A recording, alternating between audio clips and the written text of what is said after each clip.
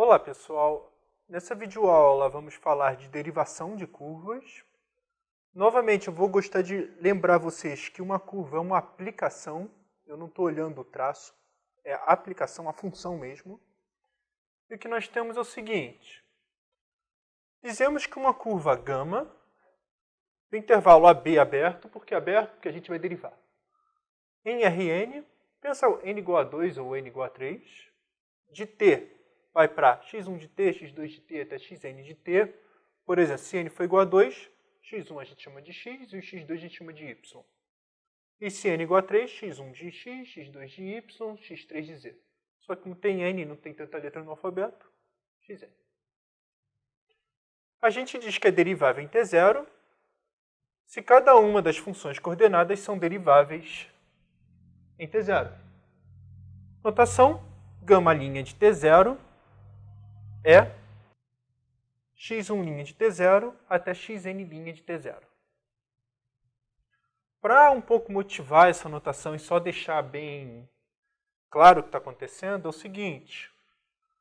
Gama' de t0, se a gente quisesse falar de derivada, seria limite quando ΔS sobre ΔT, que a gente quer falar de velocidade. Seria de gama de t menos gama de t0 sobre t menos t0, limite quando t tende a t0. Se a gente agora expandir coordenadas por coordenadas, como que a gente subtrai vetores? Coordenada por coordenada. Então aqui é x1 de t menos x1 de t0, reticência xn de t menos xn de t0. E tudo isso ainda dividido por t menos t0. Mas se eu multipliquei, t menos t0 é um número real. Tá? Para cada t fixado, um número real. Então eu posso passar o t menos t0 em cada um lado. Em cada uma dessas coisas. A parte, digamos, nova, mas não é tão... Não vou nem querer entrar em tanto detalhe para ficar falando de isso aqui como é muito importante. Não é importante para vocês, cálculo 2. Mas é que, por definição, você pode pensar nesse sentido, que eu coloco o limite de cada um dos vetores é igual ao o limite em cada coordenada. Ou seja, eu posso passar o limite para cada um desses. É isso que a gente vai poder fazer? Pode. Sempre. Como? Por definição ou uma consequência direta da definição. A definição usou aquela coisa de dado epsilon maior que zero, existe. Então, eu não quero entrar em tanto detalhe disso.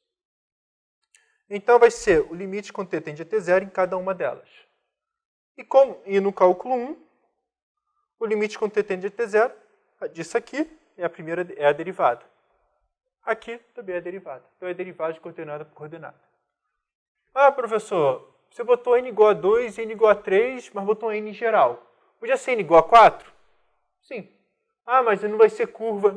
Não interessa, a gente só quer trabalhar com função. A gente pode derivar. Matematicamente faz sentido. E vai que depois fisicamente tem dimensão 4, dimensão 5. Ah, tem dimensão 4.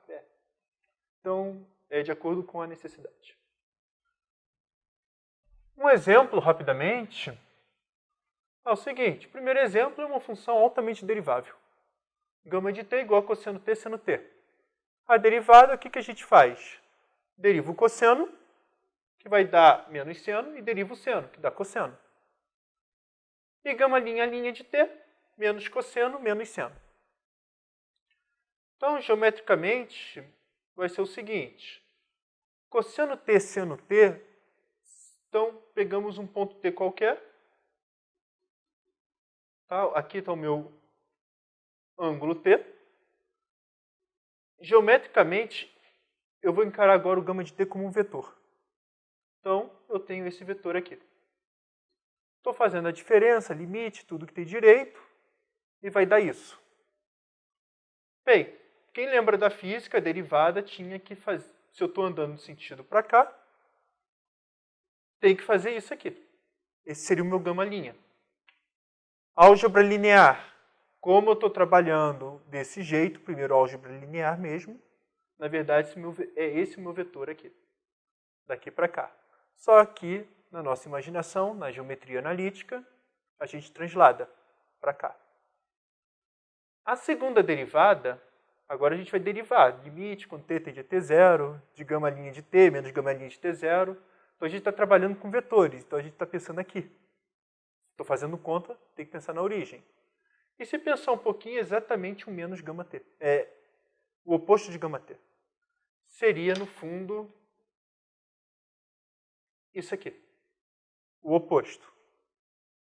Mas, como a gente está trabalhando com geometria, o meu γ' de t vai vir nesse sentido. Aponta lá onde está a minha partícula. Se pensarem um pouquinho, γ de t, posição, γ' de t, velocidade, tangente, γ' de t, aceleração, está apontando para o centro, aceleração centrípeta. E por que está apontando vertical? Porque a minha velocidade é constante, a norma da velocidade é constante 1, movimento uniforme. Se eu colocasse outras expressões aqui, ou seja, se a velocidade angular não fosse uniforme, teria um aumento aqui, e com certeza a aceleração seria alguma coisa desse sentido. Tendo componente perpendicular, que a gente chama de aceleração centrípeta, e alguma coisa tangencial para dizer que a velocidade nessa curva está aumentando. Enfim, mas não é meu objetivo fazer isso. Isso aqui é geometria diferencial, é outra coisa. O exemplo 2, para deixar claro o que está acontecendo, é o seguinte. Essa função aqui não é derivável em t igual a zero. A gente sabe que módulo de t tem bico. No sentido de não dá para derivar. Essa função aqui, t ao cubo, módulo de t ao cubo, é derivável. E a expressão, se quem quiser derivar módulo de t, ao cubo, dá exatamente essa expressão aqui.